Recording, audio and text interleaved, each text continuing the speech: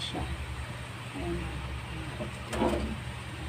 Ngayon, itatapon ko na yung kanyang sabaw muna.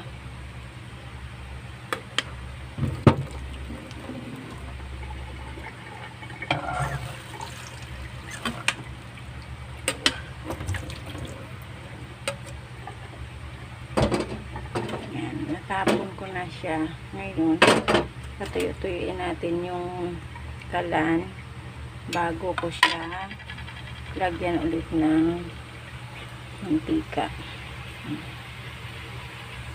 Ayan, tuyo-tuyo na siya.